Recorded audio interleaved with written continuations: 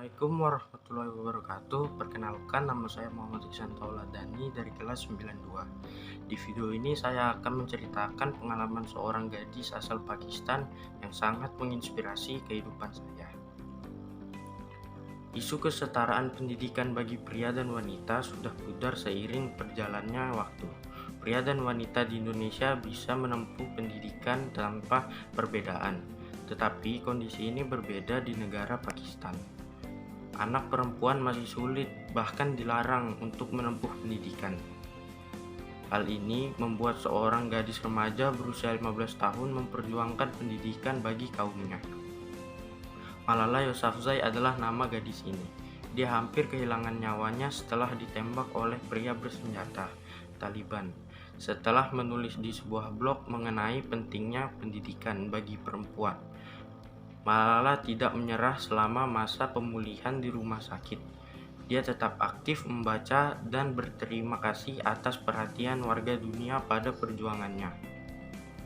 Tanggal 9 Oktober menjadi hari yang suram bagi Malala. Seorang pria menembak kepala dan memukulinya. Kondisi yang sangat kritis itu membuat Malala diterbangkan ke Inggris untuk menjalani pengobatan di Birmingham Queen Elizabeth Hospital. Gadis remaja ini hampir kehilangan nyawa karena peluru yang ditembakkan nyaris mengenai otaknya, bagian yang sangat vital.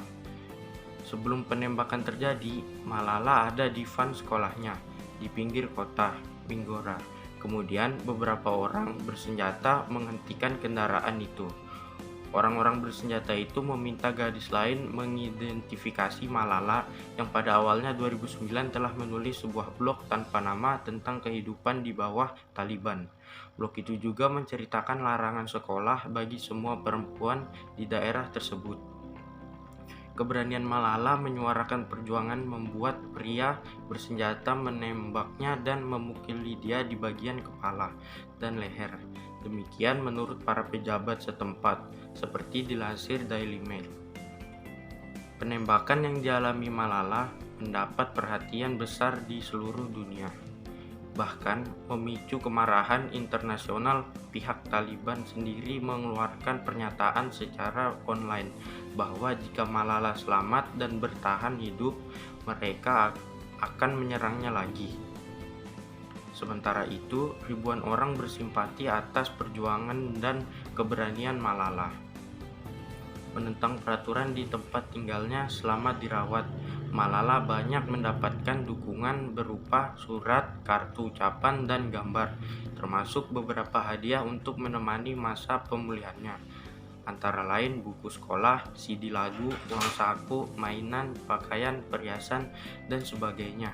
Dari semua hadiah itu tampaknya Malala menyukai buku, karena waktu di rumah sakit dihabiskan untuk membaca. Melihat banyaknya dukungan untuk Malala, ayah gadis ini mengatakan dia sangat tersentuh pada perhatian warga dunia untuk putrinya. Saya berterima kasih kepada semua cinta dari para simpatisan dan mengutuk upaya pembunuhan pada Malala yang berdoa untuk kesehatan dan mendukung perdamaian, pendidikan, kebebasan berpikir, dan kebebasan berekspresi. Malala sendiri mengatakan bahwa dia bersyukur dan kagum pada pria, wanita, dan anak-anak di seluruh dunia yang telah memberi perhatian pada kesehatan dan kondisi Malala. Keberanian gadis muda ini menuai pujian, tidak hanya perjuangan untuk bertahan hidup, tetapi juga keberanian Malala dalam menyerukan hak-hak perempuan dan anak perempuan di Pakistan. Ribuan hadiah dan kartu ucapan yang dia terima sejak tiba di Birmingham pada tanggal 15 Oktober rasanya tidak cukup. Di Inggris, Shahida Chaudhry berkampanye pada Perdana Menteri dan politisi terkemuka untuk menulis kepada Komite Nobel Perdamaian untuk merekomendasikan Malala. Menurutnya, Malala tidak hanya sekedar wanita muda. Dia telah menyuarakan pendapatnya agar semua orang mendapatkan pendidikan tanpa membedakan jenis kelamin. Shahida Chaudhry juga salah satu pejuang pendidikan dari Pakistan yang melarikan diri ke Inggris karena dipaksa menikah saat berusia 16 tahun. Perjuangan Malala belum berakhir. ditambah lagi dengan kecaman pihak Taliban yang masih mengincar nyawanya. Semoga kesehatan Malala segera pulih dan mendapat bantuan dari banyak pihak agar semua orang bisa mendapatkan pendidikan yang layak tanpa batasan jenis kelamin ataupun gender. Dari cerita ini yang dapat kita ambil adalah janganlah menyerah kepada kondisi dalam memperjuangkan pendidikan kita. Jangan menjadikan kondisi sebagai halangan untuk menggapai cita-cita. Di kondisi COVID-19 ini kita harus tetap memperjuangkan pendidikan kita.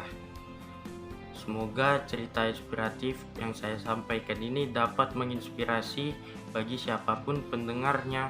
Wassalamualaikum warahmatullahi wabarakatuh.